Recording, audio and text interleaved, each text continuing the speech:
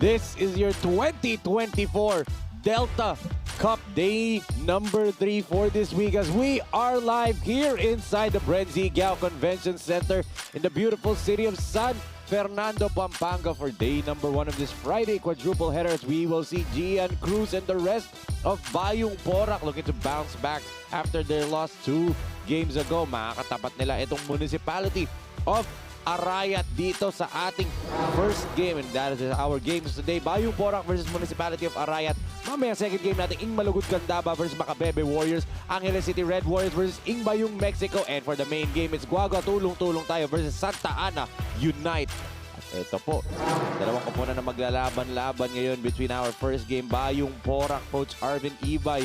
Let's see, syempre, live po kami ngayon sa Pampanga PIO Facebook page. Doon nyo po pwedeng mapanood ang aming 4 na laro. And syempre, also subscribe to our YouTube channel at Pampanga space or underscore PIO. Live din po ang ating mga laro doon. The 4 games that we have today is going to be exciting. And also, of course, subscribe to our YouTube channel at Sinag Liga TV. Naka-live din po ang aming 4 games doon sa Sinag Liga TV YouTube channel. And as we can see, etong team standings natin dito for Bracket A and Bracket B. For Bracket A, itong Municipality of Arayat 0-4 in coming into today's ballgame. Can they get their first win dito? But itong Bayung Porac 1-3 looking to get their second win dito sa ating tournament and makaangat pa sa team standings ngayon for the Bracket A as of January 25, 2024 po yung team standings na yan. And ngayon po, hindi na namin kayo pag-aantayin pa. Coming up, it's the battle between Bayung Porac kontra the Municipality of Arayat. And now to introduce the starters of this ballgame, let's turn it over to Ryan Anthony.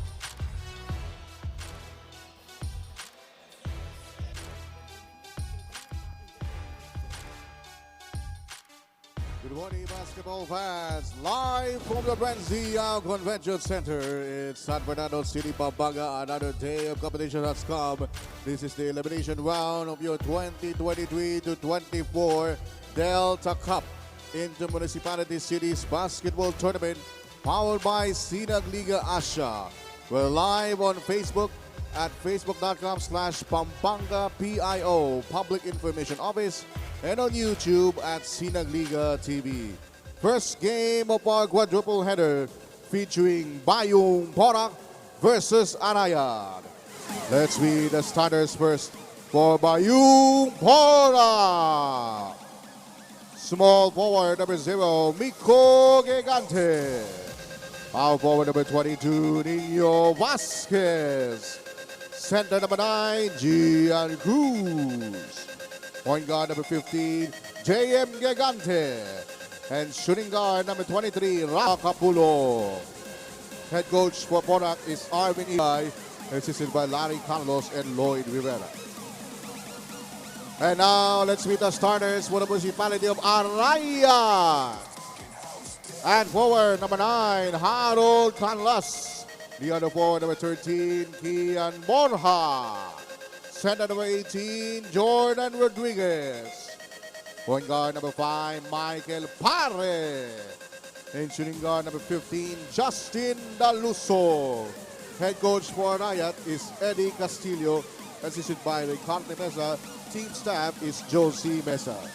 Your referee in charge of this first game are Dennis Escaros, Birds Isuga, and Willie Hibe. Ito ang ating starters for this ball game for Bayung Porac. They started with Joren Gigante, Papa Kapulong, Gian Cruz, Nico Gigante, and Nino dito sa Municipality of Arayat. They started with Pare Dalusong, Rodriguez, Harold Canlas, and Kian Borja.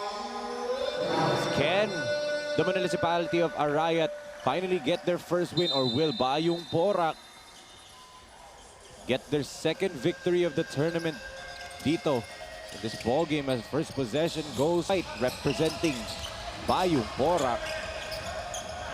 The two Gigantes starting it off now in this ball game, talking about Nico and Joren playing point. 7 seconds on their shot clock. Joren drops it down low. Gian underneath, kicks it out to Papa. Kapulong needs to fire.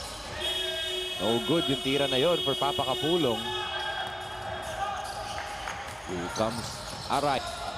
Pare on the attack. Dishes it on the baseline. Oh, good floater right there para dito Canlas. 2-0 in favor of Arayat. Vasquez from the outside. In and out para dito kay Vasquez. Comes Canlas.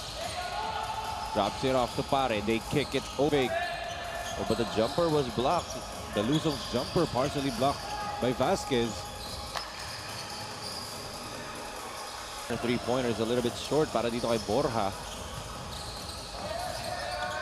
Here comes itong Bayung Porac, who did lose their last game on Wednesday against Mexico as a three-pointer by Gigante. No good.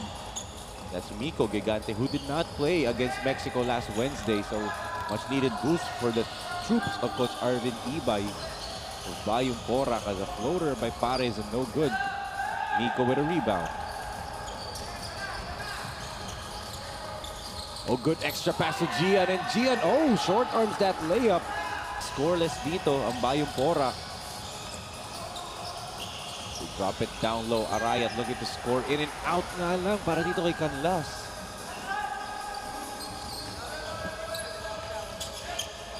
And Bayung Porac finally scoring this possession.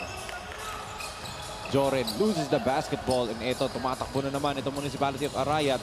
Canlas puts it up and in against Gian Cruz. Harold Canlas now with 4 points in this ball game.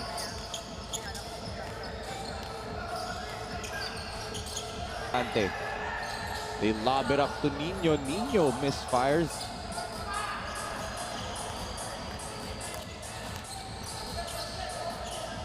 The Luzon, they go down low.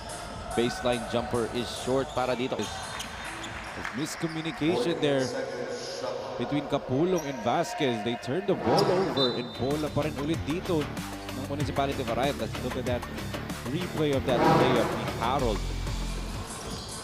Canlas now 4 points into his name. All 4 points of the ball game so far coming from the Municipality of Arayat's Harold Canlas. They come empty in that possession right there. You can see Coach Eddie Castillo, the head coach of the Municipality of Arayat, looking to finally get their first victory in this ball game. Joren, pick and roll with Gian. Gian wasn't ready to catch it. Turn over para dito sa Bayung Porac. Of course, once again, mga kabalin, this is game number 1 of 4 games today in this Friday quadruple header. Of course, we are live in Pampanga PIO Facebook page, Pampanga_PIO YouTube channel, and of course, Sinag Liga TV as ito Joren Gigante with an easy layup right there. Finally, Jay. Finally, itong Bayung Porac gets on the scoreboard. JM Gigante, credit that layup. The Luzon scoop layup, no good. And ito, tumatakbo na naman ang Bayung Porac. And this is Nico Gigante scoring off the layups of the two Gigantes. The two Gigantes scoring a back-to-back baskets right here. A 14-0 run para dito sa Porac. Pare gives it. Oh, a sorry miss, but still a foul by Nil Troop to the line for 2. 2 seconds remaining in the first period dito. Wednesday or Friday quadruple header as Borja misses the first free throw. Look at that fast break layup once again by Miko Gigante on transition. So both points dito No free throw make para dito sa Arayat. Watch it on your screens.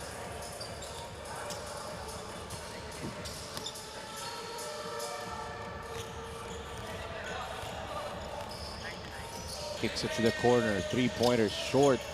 Para dito kay Kapulong. Oh, Nico tried to save it. Canlas on the run. He has 4 points. Oh, good challenge right. JM. A lot of time left in the shot clock. Baseline drive by Cruz. Or sorry, that's Nico Gigante, and he turns it over.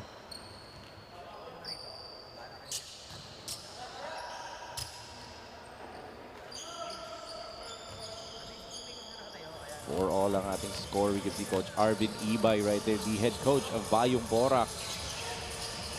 Baseline drive. Oh, that's a thing of beauty galing dito kay Justin Dalusong. Siyempre po sa mga nanonood ngayon sa Pampanga PIO Facebook page. What team do you think will win? Will it be etong 1-3 Bayung Porac, or will it be the 0-4 Municipality of Arayat? I'll be reading your comments. Para po magpa-shoutout, I will do that. And also, please also like and share. Yun na rin po ang live video natin as well as our Facebook page at Pampanga PIO. Ito, JM. Through the defense, drops it off to Miko. Oh, Miko left it short. Here comes Michael. Michael gets fat. We'll go to the free throw line for 2.